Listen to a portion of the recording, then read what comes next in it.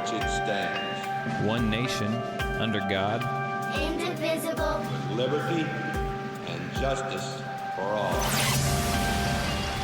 Guns, self-defense, concealed carry. This is the Patriot Defense Podcast.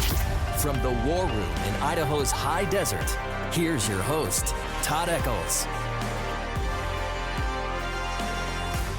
And we are back again. It is a Wednesday morning, and we're back with Welcome to Guns, episode 13. And today's topic is, should you CC your gun, or should you conceal carry your gun? Now, I look at this topic, and there's two different paths I can go when I discuss this. Like, first of all, is the gun that you're shooting right now worthy? Is it a good gun for you to carry concealed, for you to carry on your person every day?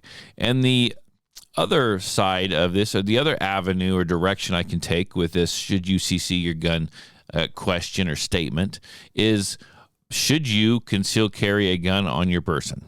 Like, there's two different avenues we can take. So we're going to start with the very first one, which is the gun you're shooting with right now worthy of concealed carry? And only you can ask that question. A gun is a very personal item. It is going to fit your, it's one that you like. It's going to fit your grip. It has to fit your grip. It has to feel good in your hand. And you've got to be proficient with it. Now, you can look at calibers, and we've discussed calibers in the past, but my thoughts on caliber is carry the largest caliber that you can proficiently shoot, the one that you are good with, the one that you enjoy shooting, one that you can afford ammo for. Because if you can't afford ammo for it, you're never going to shoot the thing. If it's got a recoil of a mule and it hurts every time you shoot the gun, you're not going to get out and train with it, right? So pick that gun that you can shoot proficiently, that you enjoy shooting, and go from there. So you look at your gun and go, okay, so this gun was fun when I first bought it, and it's still fun now. And it's a good trainer. Like, I've learned a lot with this gun. But am I ready to graduate to another gun? Or will this gun suit my needs when it comes to concealed carry? Now, just because you're going to conceal carry doesn't mean you need the tiniest gun known to man. A lot of people think that, I'm going to conceal carry it. I'm going to carry this firearm. And it needs to be really, really small. That is not correct. That is the opposite of the truth, honestly. Too many people look and they think they need the smallest gun possible to carry. When it doesn't fit your hand, it's no good. So you need to go out with this gun if you're going to vet it for carry, and you need to look at this and go, have I drawn this from a holster? Have I drawn this from concealment? Am I good with it? Am I accurate with it? Does it fit my hand? Can I get to this gun, draw it smoothly, safely, precisely, and then get a good shot on the target? Like, how does this work for me? Can I efficiently do mag changes with this gun? Am I accurate with this gun, or does it cause me to flinch a whole lot? How do you shoot this gun? How well do you shoot it? And only you can make that decision. Only you can fight for us. I mean, that's my Smokey the Bear thing. Oh, that's what it reminds me of. Only you can make that decision for yourself. Now, I see a lot of people come to class with the gun that they want to learn to shoot, and that's going to be the one that they carry, and they shoot it for 6 or 7 months, and that is its purpose. And they get good, they get confident, and then they graduate. They graduate to a different gun. I see them. They go and they buy a gun. They're like, this gun was good. I think I'm ready to move past this firearm and get into something else. Now, often, it's a small gun that they've gotten, or it's like one of the Smith & Wessons, like the 380 or the 9mm, the EZs, right, with the grip safety and whatnot. And they go, that's a good gun to learn on, but it's not one that I want to carry. I'm ready to move on.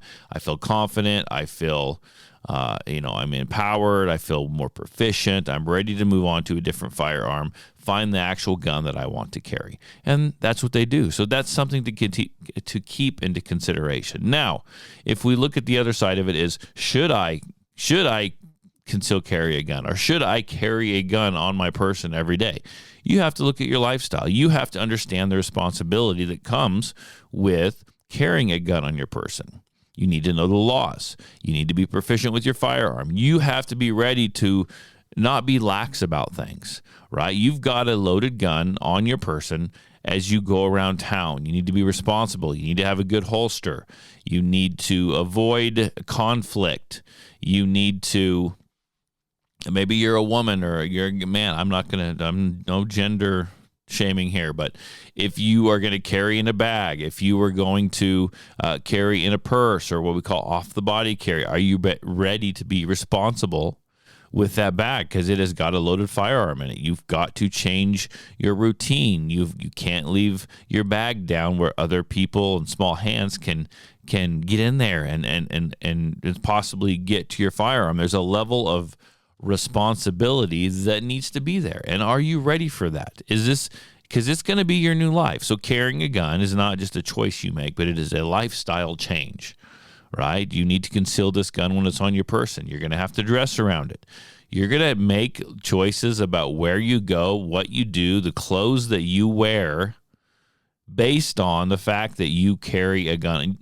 You have a gun on your person. Like, you go, oh, that's not that big of a deal. No, it really is a big deal. There's all different kind of things change. And I'm not saying they change for the bad. They change for the better. You're being responsible. You are taking power for protecting yourself, right? You are taking control of your life. You are not subcontracting out your violence, right? That's something else to talk about. You are taking ownership of that. Like, you can still call law enforcement, but you're there. You're the first responder. And if something happens, you're going to be able to help mitigate that while law enforcement is on their way there, right? And then that's why we do what we do. Now we got to look and say, did I get this gun just to shoot, or do I want to carry this on my person? Because if I have to use it in a defensive situation, someone is going to die possibly or get hurt really, really bad, right? You shoot someone, you can't take that bullet back. So you have to be okay with the ramifications of that, as far as you defended yourself and it may have been a clean shoot, but yet are you okay with possibly taking someone's life? Can you put a bullet into someone if you absolutely had to? And I ask these questions, you might think, well, Todd, yeah, of course, if I'm defending myself, I'll do whatever I need to do to defend myself. Well, most people would, but there is some that do not. There are some that love to shoot, but couldn't stand the thought of shooting someone, even if it's in a defensive situation where they're in the right and they can do so, and they probably should. That doesn't set well with them. Like, they just aren't mentally equipped to handle that. And I'm not picking on people. That's just the way people are. So that's another question you have to ask yourself, right? Should you conceal carry your gun? Like, is that for you? Is that lifestyle for you? And then look at your gun. If you decide it is, look at your gun and say, is this gun going to work for concealed carry? As far as, can I shoot it? Am I efficient with it? Can I hit my target? Does it really, really work for me? Is it going to work for the way I dress and the way I wear my clothes? Do I have a proper holster for it? All that stuff. You need to just look, and you need to make those decisions accordingly, because like I said, it is a lifestyle. So there you go. I am back. This will be my third podcast of the week, and I'm back. I'm back getting all the podcasts out that I promised you. I know it didn't happen last week, and life happens, and it is what it is. I won't say I've learned my lesson, because I guarantee you it will happen again. I don't know when, but it will happen again. Probably it'll happen the week that I go on vacation for sure. I'll be doing that in July. So anyhow, I hope you enjoyed this, and I'll see you guys again in a week.